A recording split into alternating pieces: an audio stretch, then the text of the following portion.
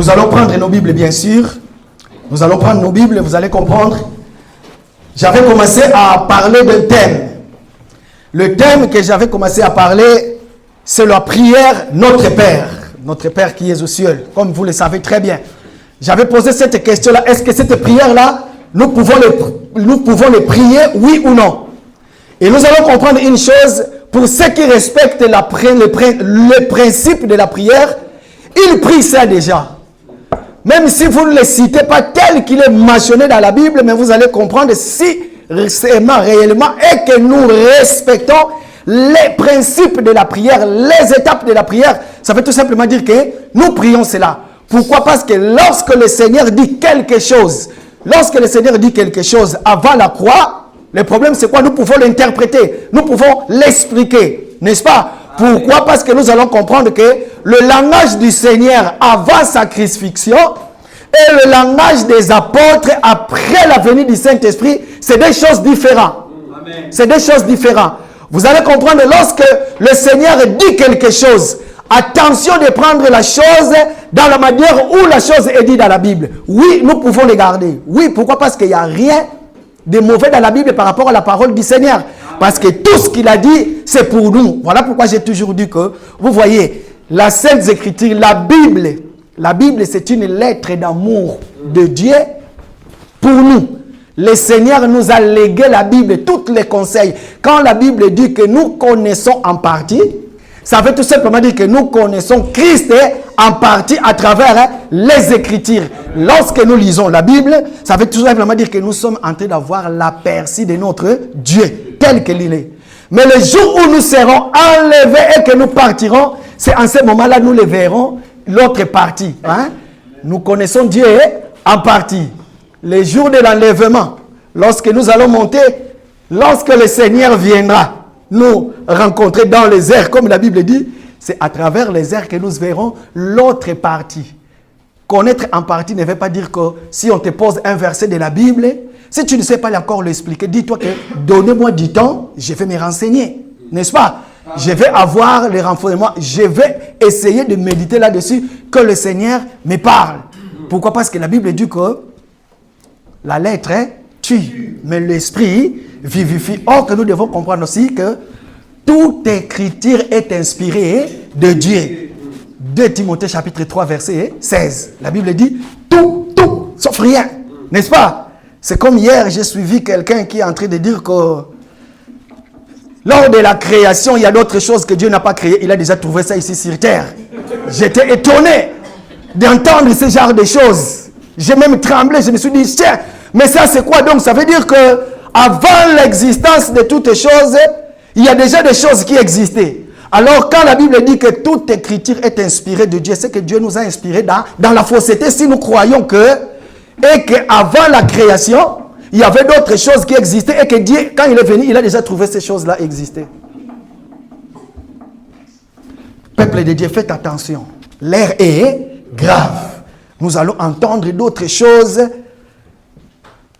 qui n'ont pas sa place à l'heure actuelle. Mais tellement nous sommes dans la période qu'on appelle la période de l'antéchrist. Pas l'anti, mais anté. Pourquoi? Parce que l'antichrist viendra. L'antichrist veut tout simplement dire que c'est lui qui s'oppose à Christ. Parce qu'il est anti. Mais anté, ça veut dire qu'il précède anti. Est-ce que je me suis fait comprendre? L'antéchrist, il est en train d'agir. N'est-ce pas? Comment on reconnaît l'antéchrist? Depuis la venue du Seigneur Jésus, il était déjà là. Il était déjà en train d'agir. Il a changé l'évangile. Souvenez-vous, le Seigneur, 40 jours de jeûne et prière. Le diable va venir se présenter devant lui. Il va commencer à changer l'évangile. Qu'est-ce que Jésus va dire? Il est écrit. Quand lui dit il est écrit, le Seigneur aussi lui dit il est écrit. Pourquoi? Parce que l'antéchrist agit. C'est le royaume que nous vivons maintenant. Je vais expliquer quelque chose. Pour le moment, la terre lui est donnée. Mais nous aussi, nous sommes de ceux qui sont en train de régner. C'est ça que nous allons voir aujourd'hui. Quand nous parlons, je vais faire une récapitulative sur le règne de Dieu. Quand est-ce que Dieu règne? Donc, comprenez une chose. Toute écriture est inspirée de Dieu. Est utile pour enseigner, pour corriger et pour convaincre. Ce n'est pas à nous, les hommes. Attendez. Dieu qui inspire, n'est-ce pas? Le Seigneur a inspiré. Il a inspiré à qui? Il a inspiré aux hommes. Et puis, maintenant, après l'inspiration, il dit aux hommes, ce que je vous ai inspiré maintenant, c'est pour vous aussi maintenant, vous l'enseignez. Et en l'enseignant, vous devez corriger toute la fausseté. Et en corrigeant les faussetés, vous devez édifier et vous devez convaincre. Maintenant, pour convaincre, ce n'est pas nous les hommes, mais c'est lui-même Dieu, c'est le Saint-Esprit. Voilà pourquoi la Bible dit que la foi vient de ce qu'on entend. Lorsque la parole vient du Seigneur, lorsque c'est le Seigneur qui parle, en ce moment-là, lorsque tu écoutes la parole, regarde. La Bible nous dit, ces jours-là, les disciples ont dit, n'est-ce pas quand ils nous parlaient, nos cœurs bouillonnaient dedans. Pourquoi? Parce que quand le Saint-Esprit vient, il ne force jamais. Le Saint-Esprit n'est pas là pour nous faire des grimaces, quoi que ce soit. Mais quand la parole sort, toi-même, tu vas dire, n'est-ce pas, c'est Papa Marquer que j'ai connu qui n'a pas fait les études. Mais d'où lui était donné cette intelligence. Pourquoi? Parce que ce n'est pas toi qui parles, mais c'est Dieu qui parle en toi. Amen. Et voilà pourquoi nous disons que si je vis, ce n'est plus moi qui vis, mais c'est Christ qui vit en moi. Pourquoi? Parce que ma vie n'est plus comme la vie de tout le monde. Je suis un enfant de Dieu. Je me comporte comme un enfant de Dieu. Dieu trouve du plaisir en me regardant. En ce moment-là, il vient, il frappe, il entre, il soupe avec moi. Amen. Regardez. Si nous restons dans la lettre, en ce moment-là, nous allons connaître beaucoup des erreurs. Quand la Bible dit, si quelqu'un te donne un soufflet sur la joue, gauche, tends-lui encore. En ce moment-là, d'ailleurs, moi, il n'y a pas longtemps, j'avais mal au carré. Si vous me donnez un soufflet de ce côté, de peur que vous puissiez résister encore à cette carré-là. Donc, je vais refuser. Amen. Alors, si nous restons tout simplement dans les sur noir, sur blanc, nous allons comprendre que ce n'est pas ça. Mais la Bible dit autre chose. Voilà pourquoi aujourd'hui, nous allons encore comprendre. Bien aimé. Nous allons lire. Matthieu chapitre, je vais lire bien sûr. Matthieu chapitre 6, à partir du 9 jusqu'au 13e verset. Je lis la parole. Alors, voici donc comment vous devez prier. C'est là où j'ai tiré le thème. Si vous allez sur les réseaux sociaux, sur YouTube, vous allez voir les vidéos qui est marqué. Voici comment vous devez prier. Quand je dis voici comment, donc comment vous devez prier, c'est le Seigneur qui parle, ce n'est pas moi. Hein? C'est le Seigneur qui parle. Maintenant, pour nous, nous allons dire voici donc comment nous devrions prier. Pourquoi? Parce que le Seigneur nous montre comment donc nous devions prier. C'est lui qui a la parole, qui a l'enseignement, et c'est celui-là qui sait prier. Si tu n'as pas la parole, tu n'as pas l'enseignement, tu ne peux pas prier. Pourquoi? Parce que ta façon de prier va être en désordre. Le Seigneur ne prend pas plaisir à ce genre de prière. D'ailleurs, si vous lisez bien cet verset de la Bible, il y a un endroit où le Seigneur dit « En priant, ne multipliez pas de vaines paroles. » Vous savez, il y a d'autres paroles quand tu es en train de prier. Quand tu le dis, toi, tu crois que quand je le dis, je suis vraiment dans la joie. C'est comme j'ai entendu quelqu'un en train de dire, prier en disant « Seigneur, toi, tu as dit, si je quitte les péchés, si je quitte tout, je m'attache à toi, je ne mourrai pas de faim, j'aurai tout. Maintenant, comment les païens mangent tout le temps? Ils ne sont pas malades, mais moi, je souffre. » Mais tu es en train de condamner Dieu. Tu es en train de condamner Dieu en disant cela. Maintenant, tout à l'heure, nous allons voir dans la Bible, il y a aussi un homme, je parle bien, il y a aussi un homme, tout en étant saint, sans tache, sans ride, sans défaut. Mais il était soumis à la volonté de Dieu. Nous allons voir ça. Alors regarde. Voici donc comment vous devez prier. Notre Père qui est aux cieux. Je l'avais expliqué, n'est-ce pas? Amen. Qui est aux cieux. Que ton nom soit sanctifié. Notre Père qui est au ciel, le Père C'est le Père de l'humanité, c'est le Père de tout le monde, c'est lui qui a créé toutes choses. C'est lui qui a appelé à l'existence toutes choses qui n'existaient pas. Quand nous prions, nous devons prier son nom. Maintenant, la Bible dit que ton nom soit sanctifié. C'est par là où nous avons dit que quel est le nom de Dieu qui doit être sanctifié. Si la Bible dit que notre Père y est au ciel, or que le Père, c'est une position que quelqu'un prend. Quand il dirige sa maison, tu deviens Père pour tes enfants. Et tu deviens mari pour ta femme. N'est-ce pas? Maintenant, or que le Père, chaque Père a un nom. C'est ça que nous avons dit. Maintenant, quand la Bible dit que notre Père, tu es au ciel, que ton nom soit sanctifié, nous avons expliqué c'est quoi le nom du Père. Or que le Père porte un nom. Voilà pourquoi le Seigneur Jésus va dire, tout pouvoir m'a été donné. Allez et faites de toutes les nations mes disciples. Baptisez-les au nom du Père. C'est quoi le nom du Père que nous devons? Alléluia. C'est quoi le nom du Père que nous devons sanctifier? Pourquoi? Parce qu'il dit, baptisez-les au nom du Père, du Fils et du Saint-Esprit. N'est-ce pas? Voilà. Et que ton nom soit sanctifié. Alors, quel est le nom du Seigneur que nous avons cité? Nous avons vu le jour même que le Seigneur avait reçu le nom qui est au-dessus de tous les noms, afin qu'au nom de Jésus, tout genou fléchisse. Donc, c'était le nom du Seigneur. Que ton règne vienne. Que ta volonté soit faite sur la terre comme au ciel. Donne-nous aujourd'hui notre paix quotidienne. Pardonne-nous nos offenses comme nous pardonnons aussi à ceux qui nous ont offensés. Ne nous induis pas en tentation, mais délivre-nous du mal. Car c'est à toi qui appartient le règne, la puissance et la gloire au siècle des siècles. Amen. C'est ça que nous allons voir. Donc, là où j'étais arrêté, c'était, normalement aujourd'hui, je vais parler sur la volonté de Dieu. Le règne, j'avais déjà parlé, mais je vais faire encore une petite rappel, et puis nous allons continuer. Amen. Amen. Alors, nous avons dit, c'est quoi le règne de Dieu? Pourquoi est-ce que quand la Bible dit, déjà pour arriver là, j'avais bien expliqué, un enfant de Dieu, peuple de Dieu, écoutez-moi très bien. Un enfant de Dieu, quand tu pries, il suffit de prendre ce que le Seigneur nous a montré, comme les squelettes de la prière, et prier par rapport à sa parole. Vous voulez être conducteur d'une voiture. Vous n'allez pas commencer déjà à conduire et après aller faire votre permis. Vous allez commencer d'abord à prendre les codes. Après la conduite, vous avez votre permis. Maintenant, vous pouvez être conducteur. Vous ne pouvez pas commencer la prière à l'envers, aller en désordre.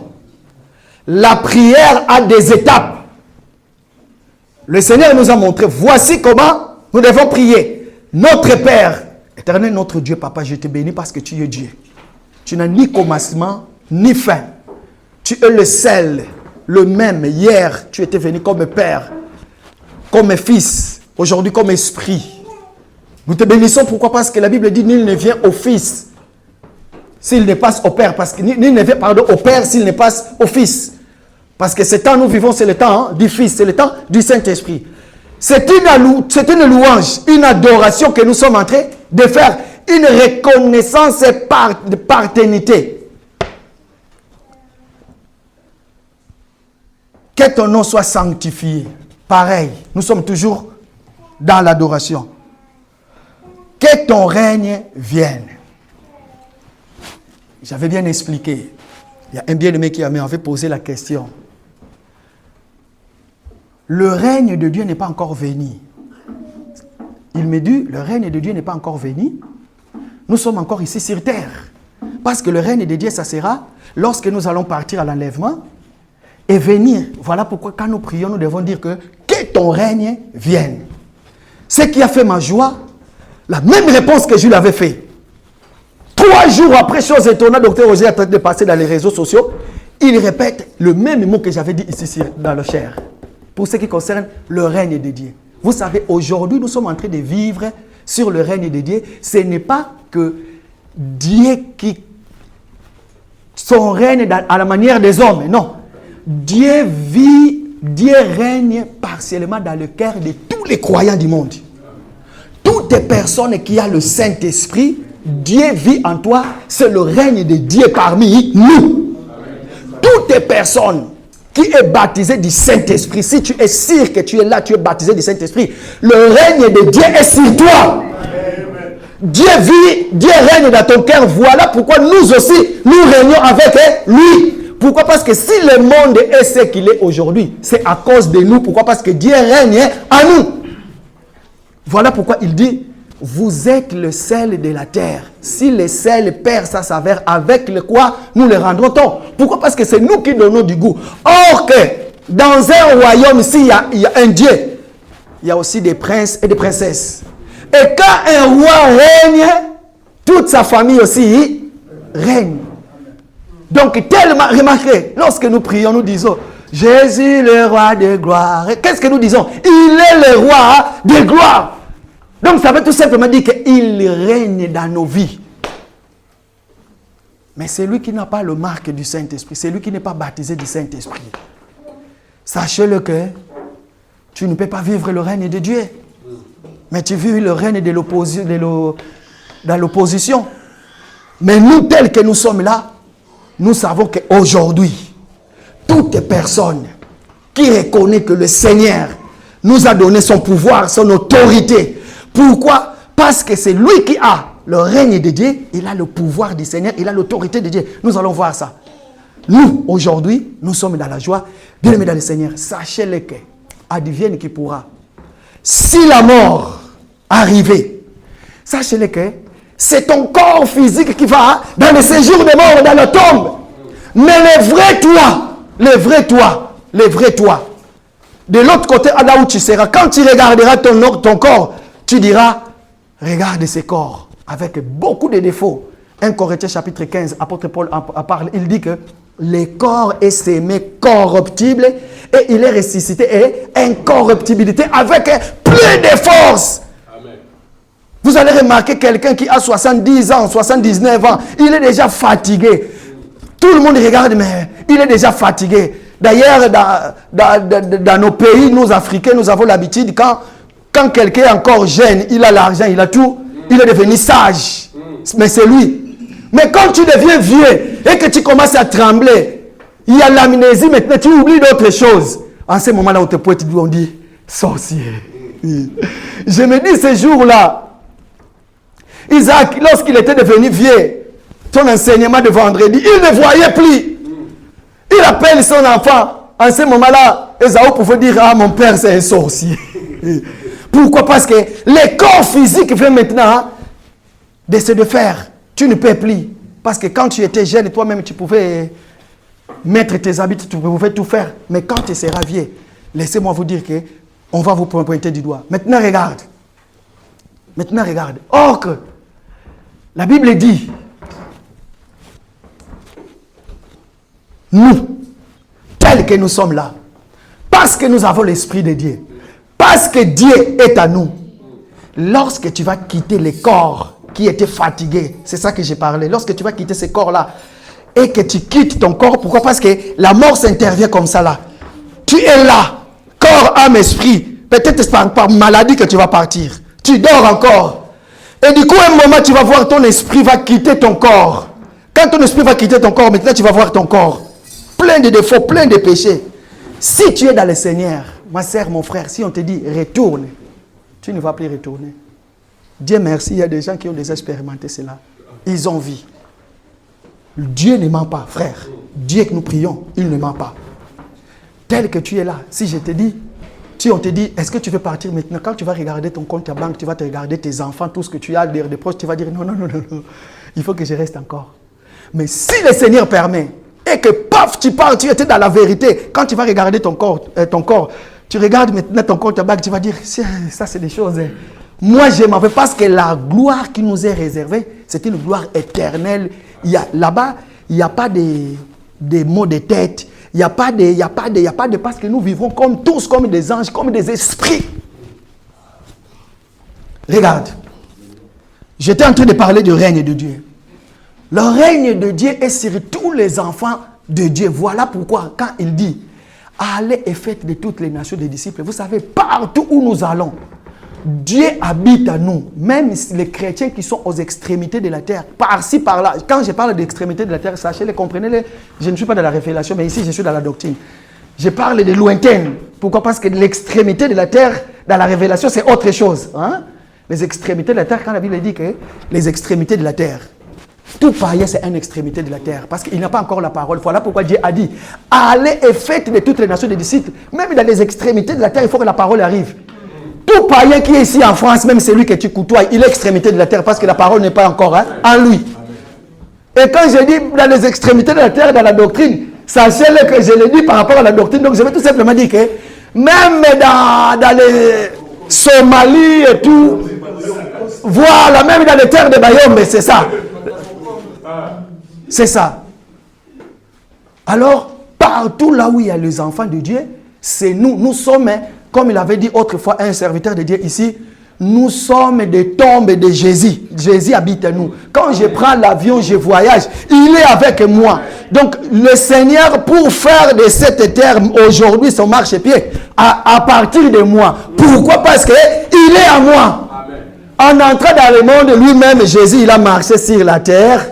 Il est parti. Mais maintenant, aujourd'hui, parce que nous mangeons les cadavres qui est Jésus, et ces cadavres-là est sur nous. Or que quand tu manges quelque chose, il faut que ces choses-là que tu manges, que ça puisse pourrir là-dedans, afin que quelque chose de nouveau puisse sortir. Voilà pourquoi nous portons les fruits de l'esprit. Donc tout enfant de Dieu, partout là où tu es, tout ce que tu fais, sache-le que je suis le demeure de Dieu vivant. Voilà pourquoi le règne de Dieu est sur moi. Si je fais le miracle, n'est-ce pas par le doigt de l'Éternel? Alors ça veut tout simplement dire que le royaume des cieux est parmi vous. Ça veut tout simplement dire que Dieu règne partiellement dans nos vies de tous les jours. Pourquoi je dis partiellement? Parce que l'homme, là où l'Esprit de Dieu habite, l'homme n'est que passager. Tu n'es pas éternel ici sur terre. Voilà pourquoi Dieu règne partiellement en toi. Lorsque tu quitteras ton corps, tu vas partir. Dieu n'y est plus. Est-ce que je me suis fait comprendre? Amen. Parce que Dieu ne peut pas habiter un corps qui est mis dans les tombeaux. Lorsque tu seras enterré, Dieu ne peut pas habiter. Dieu sort. Pourquoi? Parce qu'en toi, il n'y a plus le sang. Or, le sang, c'est là, la vie. Amen. Voilà pourquoi on dit l'âme de celui qui pêche et celle qui mourra. Et si tu étais dans le péché, tu vas aller aussi dans le centre d'attente. Tu pourras attendre les autres afin que tu puisses, vous tous, vous puissiez aller en enfer. Mais nous, les enfants de Dieu, Seigneur, merci. Même si ça vient aujourd'hui, sachez-le que nous allons aller quelque part. L'endroit où là où nous allons aller, c'est juste pour aller attendre l'église corps de Christ. Regarde, j'ouvre une parenthèse. Nous formons l'église corps de Christ. Vous savez pourquoi il n'y a pas encore l'enlèvement aujourd'hui? Pourquoi? Parce que le corps n'est pas encore complet. L'épouse de Christ. J'avais dit autrefois ici, lorsque nous prions vers les ciels, Dieu entend la voix d'une seule personne, d'une femme. Le nom de cette femme-là, c'est l'église qui porte son nom. Maintenant, il a dit que je vais pour vous préparer une place. Et je viendrai, je vous prendrai. Amen. Pour que vous puissiez aller avec moi. Nous sommes en train de former maintenant l'église corps de Christ qui va monter. Tous ceux qui nous ont précédés, qui sont déjà là, peut-être qu'ils forment déjà, parce que la tête c'est Christ, peut-être qu'ils forment déjà les gorges, les épaules, les bras, tout. Et lorsque ce corps-là sera complet, en ce moment-là, nous allons partir. Maintenant, question. Frères, nous serons tous des esprits, comme des esprits au ciel, tous des esprits. Comment se fait-il que toi, tu vas haïr ton bras? Parce que ton bras t'appartient à toi. Comment tu vas dire que j'aime pas ce bras-là? Qui peut haïr une partie de son corps tel que nous sommes là? Papa Albert, peux-tu haïr une partie de ton corps? Qui peut haïr son nez? Je n'aime pas mon nez, il faut que je le coupe. Si tu haïs ton nez à la forme de Michael Jackson, sache-le que tu n'as pas compris. Pourquoi? Parce que Dieu a pris des choses spirituelles, il nous enseigne cela par des choses visibles. Voilà pourquoi on dit que la nature elle-même ne vous enseigne pas. Maintenant nous sommes ici sur terre, si nous formons l'église, corps de Christ, la Bible dit, Dieu que vous ne avez jamais vu. Dieu, tu ne l'as jamais vu. Mais tu dis, Seigneur, I love you. Je t'aime, te quiero, te amo. Maintenant, comment tu vas haïr ton frère, ta sœur, parce que nous formons tous l'église, corps de Christ. Voilà pourquoi le royaume des cieux appartient aux pauvres en esprit. Quelqu'un qui se regarde de son frère ou sa sœur en disant, moi je suis injuste. Voilà pourquoi s'il y a un problème, je peux te regarder comme saint. Parce que nous sommes une famille. En ce moment-là, le Seigneur fait grâce, toutes choses redeviennent ensemble. Et ensemble, nous formons l'église corps de Christ. Lorsque le Seigneur nous voit, le Seigneur glorifie, il dit, oh, regarde mon église, ce n'est pas en vain que je suis allé sur ciel, sur la terre. Peuple de Dieu, la joie dans mon cœur ce matin est que vous êtes là. Tous ensemble, nous formons l'église corps de Christ, peu importe quels nos problèmes. Mais lorsque nous venons auprès du Seigneur, c'est ça que j'aime dans cet ensemble. Lorsque nous venons auprès du Seigneur, chacun oublie ses problèmes, ses injustices, tous. Nous nous mettons d'abord ensemble et nous commençons à prier. Est-ce que nous pouvons acclamer pour la gloire de Dieu? Ah, merci Seigneur. Merci Seigneur. Je suis dans la joie. Je sais que vous aussi, vous êtes dans la joie. Pourquoi? Parce que notre royaume n'est pas un royaume terrestre. Pour le moment, nous sommes ici sur terre. Mais notre royaume, c'est un royaume céleste. Regarde. Tout ça, c'était juste pour nous montrer que le règne de Dieu, Dieu est vie. Maintenant, regardez. Que ta volonté soit faite sur la terre comme au ciel. Quand tu pries, tu as tout prié, tu as tout adoré, Dieu, que ton règne vienne, tout. Dans le règne, c'est là où j'allais dire aussi, sachez-le que c'est lui que Dieu règne en lui. Tu ne peux pas être... Les mauvais esprits ne peuvent plus habiter dans un corps là où Dieu règne. Mais le diable peut rôder tout autour de toi pour te faire tomber. Mais Dieu qui habite en toi, s'il est celui qui domine ton corps, le diable ne peut rien. Il n'y a pas d'envoûtement. Il n'y a pas parce que je suis encore lié dans ma famille ou quoi que ce soit. En ce moment-là, c'est l'Esprit de Dieu qui domine ma vie. Amen. Sachez-le bien. Si toi, tu es là et que tu sens encore que tu es lié, il y a encore des liens familiales. Hein?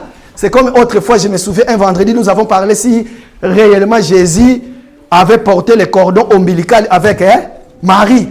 Parce que c'est lui qui porte le cordon ombilical, ça fait tout simplement qu'il est attaché à sa mère. Ok, le cordon ombilical, c'est ça qui fait l'attachement familial.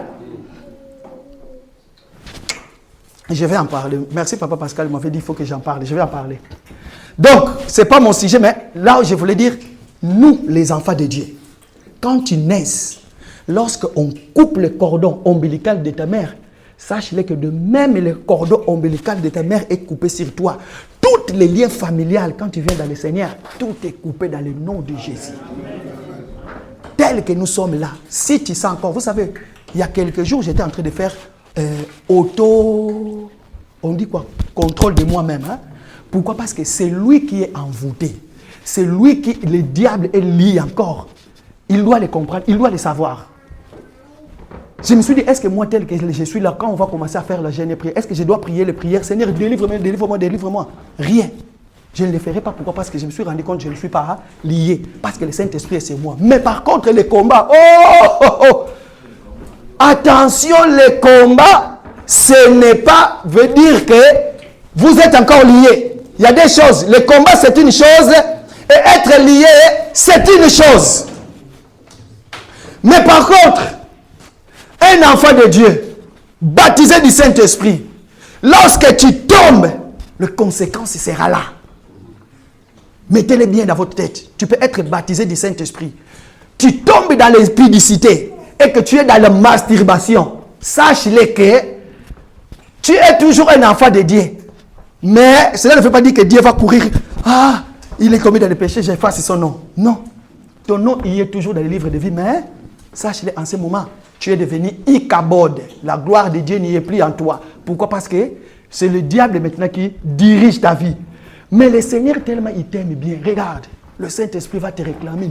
Non, lui ou elle, c'est ma fille, c'est mon fils. En ce moment-là, il y a quelque chose qui va te pousser, qui va te dire, sors de là, reviens à Dieu. Pourquoi? Parce que tout enfant de Dieu n'ira pas en enfer. Amen. Amen.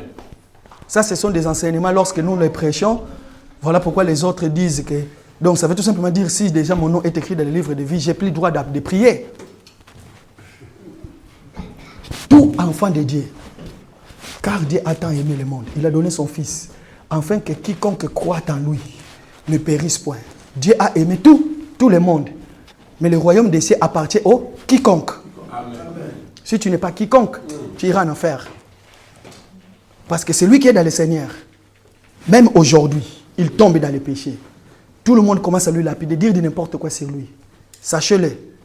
Voilà pourquoi le Seigneur enlèvera la mauvaise pensée dans nos têtes les jours où nous allons partir. Sinon, quand tu verras ton frère, tu vas dire, ah, toi aussi tu es ici. Et pourtant je t'avais, ah, frère, non, Jésus vient d'abord. Non, pas lui. Non. Il n'y aura plus ça, mais qu'est-ce qui va arriver? Quand je vais monter, je vois frère Pascal, ah, ça c'est mon corps. Ça sera la joie. Et cette joie-là, tellement nous réunions ici sur la terre, quand tu vois ton bien-aimé, c'est comme moi. Quand je vous vois, je suis toujours dans la joie. Amen. Dans la joie, les souhaits de mon cœur, Seigneur. Et que nous restons ici matin, midi, soir, 7 jours sur 7, mais nous avons aussi besoin d'aller travailler. Donc, bien-aimés dans le Seigneur, sachez que le Dieu que nous prions, il te connaît. Ce n'est pas en vain, comme on dit chez nous en Côte d'Ivoire, ce n'est pas en vain. Nous nous réveillons le matin pour venir prier. Hein? Ce n'est pas en vain. Ce n'est pas en vain que tu quittes ta maison. Ce n'est pas en vain que tu as connu le frère Sylvain. Si le Seigneur a permis que tu puisses connaître le frère Sylvain, toi qui habites loin à Mantes-la-Jolie ou à Nantes-la-Jolie, mais c'est pour quelque chose. Dis-toi, mais Seigneur, pourquoi je me fais? Est-ce que je me réveille juste pour aller mettre les autres mal à l'aise? Non. Mais tellement que nous avons hérité le corps adamique, il peut y arriver que des problèmes nous arrivent. Mais quand les problèmes nous arrivent, un enfant de Dieu, qu'est-ce qu'il fait? Un enfant de Dieu averti, qu'est-ce qu'il fait? Il prend le téléphone. Mon frère, ma sœur, qu'est-ce que tu as fait? Répands-toi, ne reste pas là. Un bon jour, les disciples ont surpris Pierre. Pierre, c'est celui, le Jésus a dit, tu es Pierre, c'est toi, je bâtirai mon église et que les portes de séjour de mort ne peut rien contre elle. Pierre, grand pasteur de l'église, Paul le trouve avec les païens. Paul lui regarde. Ah, Pierre! Mais qu'est-ce que Pierre a fait? Il s'est humilié. Il n'a pas regardé la grandeur du pasteur de l'église de Jérusalem qu'il était. Il est venu dans le Seigneur. Donc, sachez-le que le règne de Dieu est sur nous. Donc, comme je viens de le dire, le diable rôdera toujours. Parce que le diable ne rôde pas sur les corps des païens, mais le diable entre directement sur les corps des païens. Mais sur les corps des chrétiens, c'est là où le diable rôde. Il cherche une porte d'entrée. Maintenant, les combats, comme je dis, ce n'est pas veut dire que tu es encore envoûté. Pourquoi? Parce que tu peux avoir les combats, mais tu n'es pas envoûté. Comment savoir que tu es envoûté? Ce n'est pas quand on prie pour toi, tu tombes, ça veut dire que tu es envoûté. Il y a les tombées, les gens qui ont prié pour lui, ils tombent. Ça veut tout simplement dire qu'il n'a pas supporté le charge de la puissance du Saint-Esprit. Voilà pourquoi il tombe. Mais si tu es un pasteur ou un serviteur insensé, en ce moment-là, quand tu vois quelqu'un tomber, oh que c'est la manifestation du Saint-Esprit. Maintenant, toi, tu vas maintenant, sors! Tu commences à dire encore au Saint-Esprit, sors!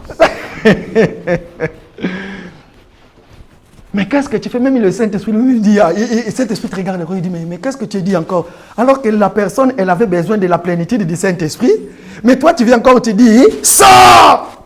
Non, ce n'est pas quand tu tombes, mais le lien peut vous réclamer, peut nous réclamer. Ça veut tout simplement dire qu'un moment, tu peux dormir comme on nous a enseigné. Tu peux commencer à faire des rêves. Tu rêves ta maison là où tu es né. À chaque fois dans tes rêves, tu vois ton pays.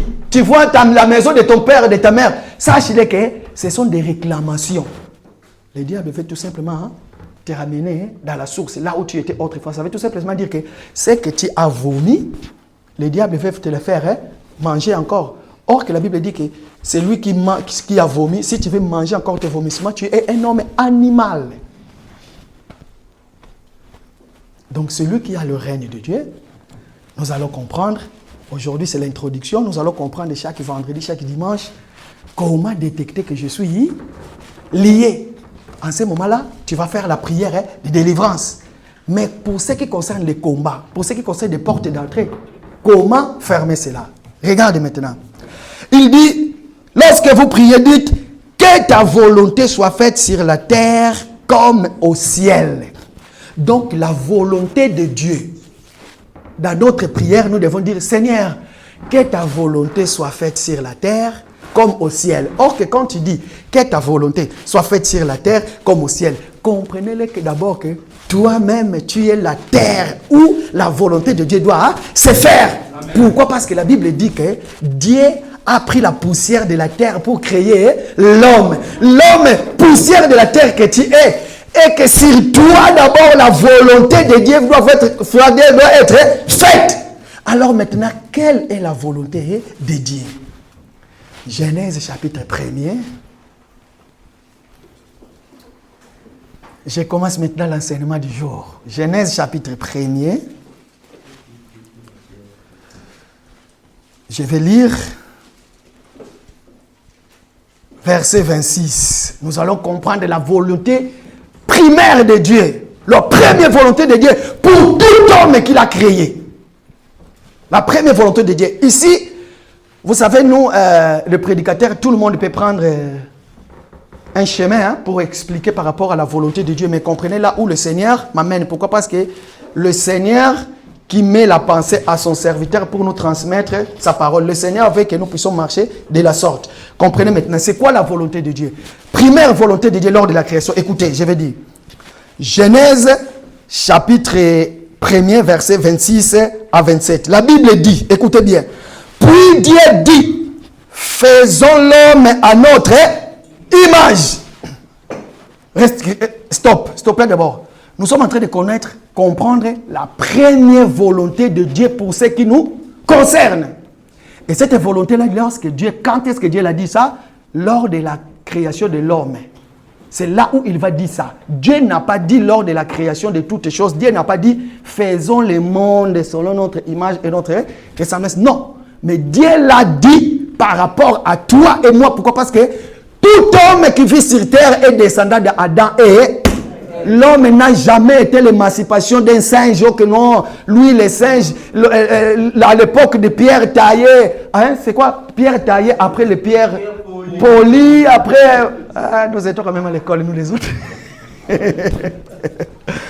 Non, parce que il y a les autres gens qui disent que dans leur croyance, ils disent que l'homme est l'évolution de l'humanité parce qu'après il est pierre polie, pierre taillée, les macaques, et puis l'homme devient l'homme. Non, c'est pas ça. Mais nous disons que tout homme, voilà pourquoi on dit que tout homme qui a le corps adamique, on l'appelle corps adamique. Pourquoi? Parce que nous avons hérité le péché par rapport à Adam et Ève. Maintenant là, Dieu dit, écoutez la volonté de Dieu. Oh, ça me fait du bien. Puis Dieu dit, faisons l'homme à notre image, selon notre ressemblance, et qu'il domine sur les poissons de la mer, sur les oiseaux du ciel, sur les bétails, sur toute la terre, et sur tous les reptiles qui rampent sur la terre. Dieu créa l'homme à son image. Il créa à l'image de Dieu. L'homme est là. Et la femme, est-ce qu'on peut acclamer pour la gloire de Dieu? Oh, ça, mon frère, ma sœur, c'est pour toi par rapport à la volonté de Dieu. Lorsque Dieu t'a créé, il a dit, je vais te créer par rapport à cet verset de la Bible. Écoute, il dit, puis Dieu dit, faisons l'homme à notre image. Vous savez, qu'est-ce qu'on appelle l'image de Dieu? Un bonjour, j'étais quelque part, il y a quelqu'un qui me connaît. Il m'a vu, il a dit, oh, ça c'est vraiment éloge. Il parlait de mon fils. Est-ce que éloge est vraiment mon image? Quand la Bible dit l'homme est l'image de Dieu, c'est quoi l'image de Dieu? Est-ce que Dieu est un paralytique? Dieu peut être aveugle? Est-ce que Dieu peut être malvoyant, sourd, quoi que ce soit? Non. Regarde. Oh Jésus. Quand Dieu dit, quand la Bible dit, puis Dieu dit, faisons l'homme à notre image et à notre ressemblance. En réalité, la première des choses, Dieu n'a pas une image physique. L'esprit, reste esprit. Nous ne pouvons pas prendre l'esprit, de le mettre auprès d'une lampe, parce que quand on prend un homme physique, je me mets auprès d'une lampe, vous allez voir mon ombre sur la terre. Mais Dieu est esprit. L'esprit de Dieu, l'esprit céleste, nous ne pouvons pas voir le nombre de l'esprit. La première des choses, Dieu est puissant par rapport à son esprit. Quand Dieu dit faisons l'homme à notre image, Dieu considère l'homme comme lui. Dieu considère l'homme doit avoir un esprit dominatrice qui va dominer sur tout ce que j'ai créé. L'homme ne peut pas se diminuer, ne peut pas être quelque chose de n'importe quoi. Parce que l'homme est là que j'ai créé, il est mon image. Mon image comment? Quand un enfant de Dieu bouge, ce n'est pas toi qui bouges, mais c'est Dieu qui bouge. Il bouge comment? Il bouge en toi. Voilà pourquoi j'ai dit que partout où il y a les enfants de Dieu, Dieu est là-bas. Tu es l'image de Dieu. Maintenant, comment Dieu il est? Comment il est ce Dieu-là, maman? Le Dieu que nous prions, il est comment? Il est puissant, glorieux. Mais comment tu te diminues comme ça, mon frère?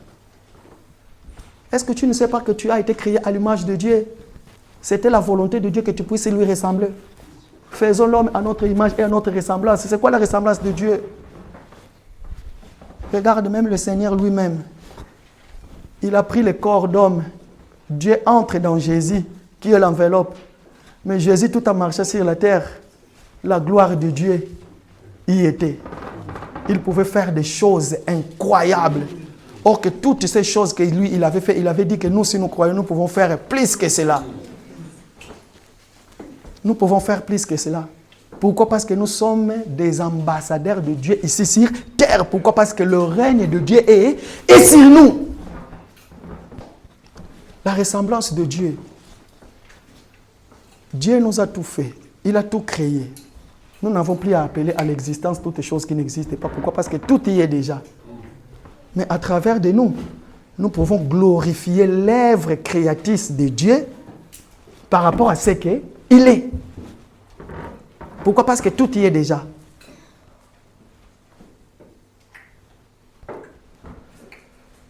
Faisons l'homme à notre image, selon notre ressemblance. Le dimanche prochain, quand je vais revenir, pourquoi? Parce que nous allons prier tout à l'heure. Le dimanche prochain, je vais y revenir. Pourquoi? Parce que je vais creuser encore là-dedans. Et qu'il domine. Regarde. Le Seigneur dit et que l'homme puisse dominer. Quand nous prions, Seigneur, que ta volonté soit faite dans ma vie. La première volonté de Dieu, nous devons savoir, pour ce que Dieu veut pour nous, il dit, faisons l'homme à notre image et à notre ressemblance, et qu'il domine. Maintenant, quand est-ce que nous devons dominer? Nous allons lire. Prenons notre Bible, s'il vous plaît.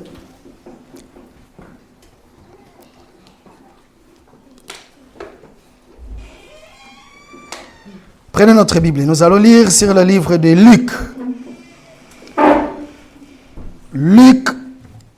Luc chapitre... Frère Guigui, Luc chapitre 10, verset 19, s'il vous plaît.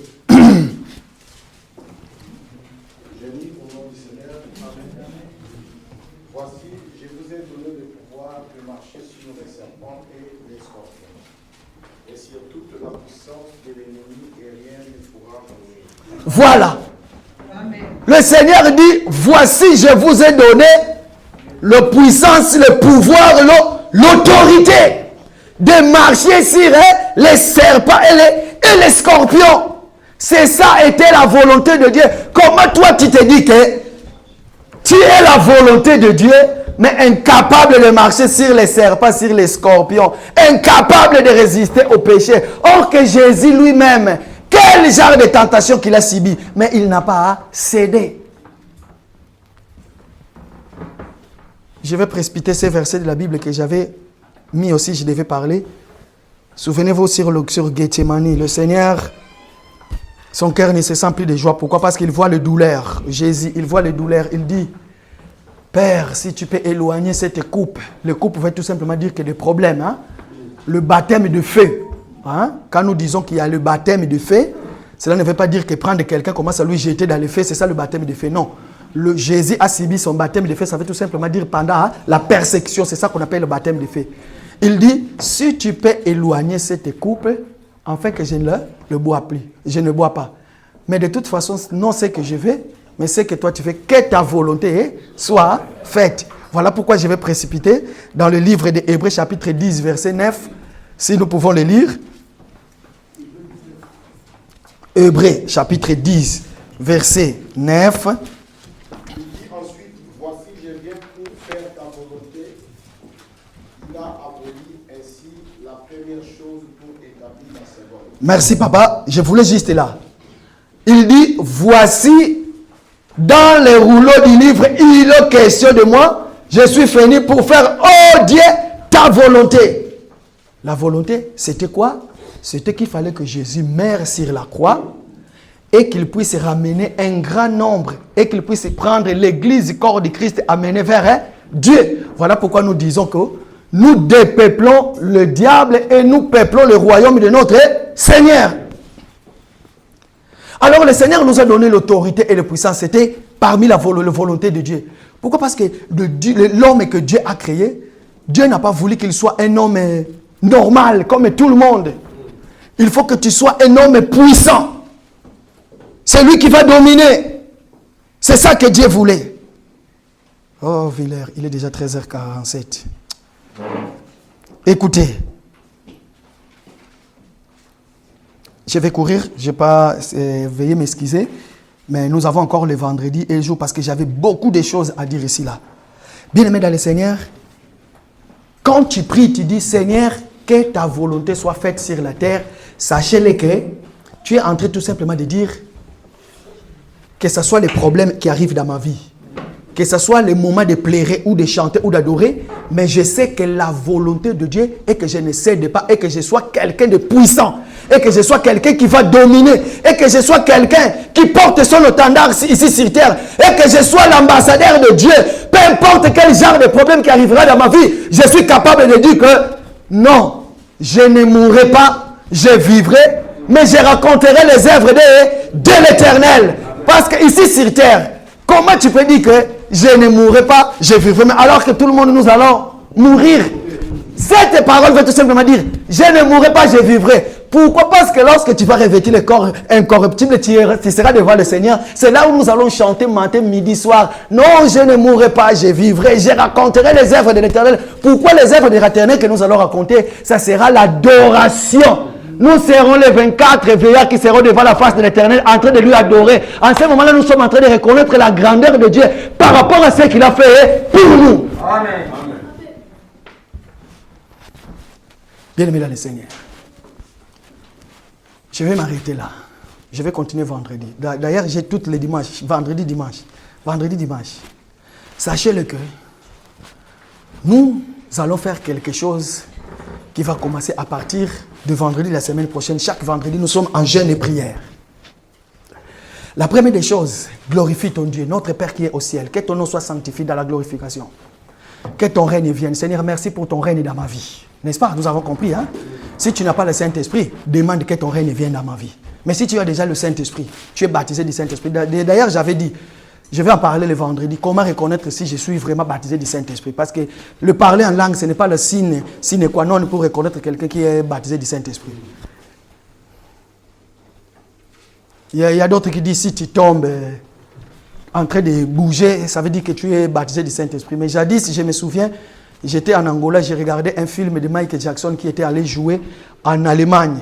Les gens tombaient, les gens bougeaient. Est-ce que c'était le baptême du Saint-Esprit aussi? Voilà. Nous allons en parler. Donc, ça veut tout simplement dire, bien-aimés, sachez-le que pendant le jeûne de prière, ne bouleversez pas les choses. D'ailleurs, pour l'enseignement, parce qu'il est déjà 13h50, j'éclore sur là, j'entre dans cette partie-là de jeûne et prière. Nous serons en jeûne et prière. Vous demandez, vous ne recevez pas. Pourquoi? Parce que vous ne savez pas prier. Vous n'êtes pas délivré. À chaque fois, vous tombez dans le même problème. Ça veut tout simplement dire, le Seigneur nous parle. Frère Guigui. Allez-y, Matthieu chapitre 6, 16 verset 18. Matthieu chapitre 6, 16, 18.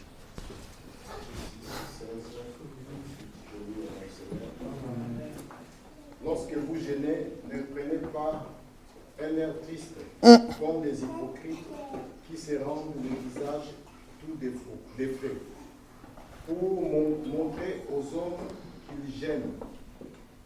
Je vous l'ai dit en vérité, ils reçoivent les récompenses. Mais quand tu gênes, parfume ta tête et lave ton visage, afin de ne pas montrer aux hommes que tu gênes, mais à ton Père qui est là dans les lieux secrets. Merci, papa. Merci, papa. Regarde. Ça, c'est le conseil. Le Seigneur qui est en train de nous donner le conseil. Quand tu gênes, il dit bien, ne prenez pas une air triste. Vous savez, il y a des gens, même s'il est en train de gêner, lui tout seul, il veut toujours impressionner les gens, montrant aux gens qu'il est en train de gêner. Moi, je vous dis la vérité, des fois, je gêne même ma femme dans la maison, il ne sait pas que je suis en gêne. Parce que je suis de quelqu'un de la nature qui s'enferme trop dans la chambre.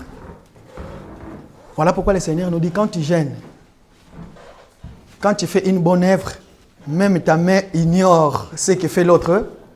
Mais, cette fois-ci, nous allons entrer en jeûne et prière. S'il vous plaît, la joie de mon cœur. Quand tu vas prier, respecte, la première des choses, respecte les étapes de la prière. Glorifie ton Dieu, notre Père qui est au ciel. Respecte les étapes. Et puis, en gênant, ne faites pas voir aux gens que tu n'es pas en train de gêner. Que tu es en train de gêner, pardon. Parce qu'il y en a quand ils gênent même au travail. Il ne fait plus parler aux gens. Pourquoi? Parce que non, je suis en train de gêner. Comme un autre jour, je suis allé travailler quelque part à L'Oréal. Il y avait un Camerounais qui était en gêne. Il savait que j'ai pris, lui aussi il prie. Du coup, j'arrive, c'était un vendredi, je vais lui serrer la main. Il me dit, non, mon frère, là, je suis le temps de Nazérien, il faut pas, je suis en gêne et prière, il ne faut pas me serrer la main. Ah bon? Mais il a mangé quand même. Hein? Il a fait quand même des choses. Et après, vous savez, quand vous travaillez à l'intérim, à l'époque, vous êtes dans l'intérim, le vendredi, tout le monde devait rentrer vite à la maison. Normalement, on devait quitter le chantier à 11h, mais à 10h, il n'était plus là. Hein? Il est parti quand même, donc il a menti. Donc, s'il vous plaît, ne faites pas comme les hypocrites aiment bien quand ils prient que tout le monde sache qu'il est en train de prier. Mais ce que tu fais dans les coulisses, le Seigneur te le rendra. Pourquoi? Parce qu'il te connaît bien. Ne prenez pas une heure triste. Après, il dit encore, ne faites pas comme des hypocrites. Ça, je viens de le dire. Ne vous montrez pas aux hommes que vous êtes en train de gêner, mais prie ton Dieu qui est là. Le jeûne, ça s'appelle jeûne et prière. J'aime bien dire cette parole-là. Ne faites pas la grève de faim, parce que c'est lui qui gêne, qui ne prie pas. Il est en train de faire la grève de la faim. Sachez-le que tu es en train de faire pour diminuer, comment on appelle ça? Régime, voilà. Il est en train de faire le régime. Mais quand on gêne, sachez-le, lorsque ton corps physique commence à manquer des aliments que nous mangeons tout le temps et que tu sens la fatigue commence à venir, c'est en ce moment-là. Lève-toi maintenant. Pourquoi? Parce que ton corps n'a plus de force. Mais maintenant que l'esprit prend place, et en ce moment-là, maintenant, tu comprends, oui, toi, l'esprit de l'impudicité, toi, l'esprit de la masturbation, les vols, les querelles, au nom de Jésus-Christ, mon corps. C'est ça qu'on appelle aussi l'autodélivrance. Pourquoi? Parce que jadis, on nous a dit qu'il faut toujours passer auprès d'un homme et qu'il prie pour toi. Mais vous ne savez pas cet homme, ce qu'il a fait la nuit. Peut-être qu'il a disputé avec sa femme. Aujourd'hui, on nous montre beaucoup de choses qui se passent par rapport aux hommes qu'on appelle des pasteurs. Voilà pourquoi la Bible dit que Dieu a dit, faisons l'homme à notre image et à notre... Et qu'il fait quoi? Qu'il les domine. Et qu'il marche sur les... qu'il écrase les serpents et les scorpions. Il y a pas, cet pouvoir-là n'a pas été donné qu'aux chefs des pasteurs, chez des évangélistes, chez des docteurs. Ça a été donné à quiconque croit. Voici, tout pouvoir m'a été donné et je vous le donne. Prenez-les et allez. Tout problème de ta vie, vous allez voir chaque vendredi ici, les choses vont changer. Même ma façon de diriger la prière, vous allez voir cette fois-ci. Parce que nous voulons mettre Dieu en épreuve. Pourquoi? Chaque fois, c'est le même problème. Oh!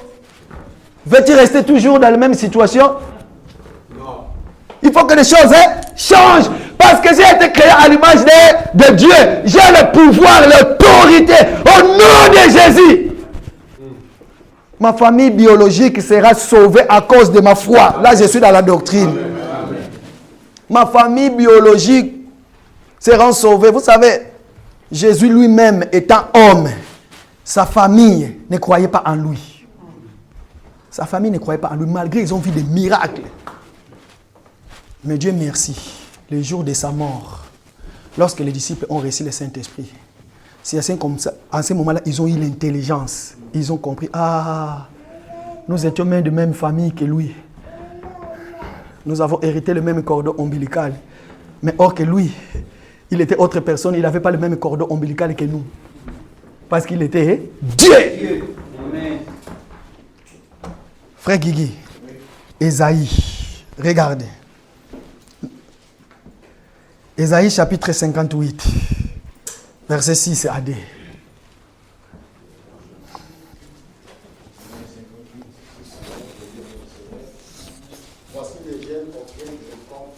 Voilà.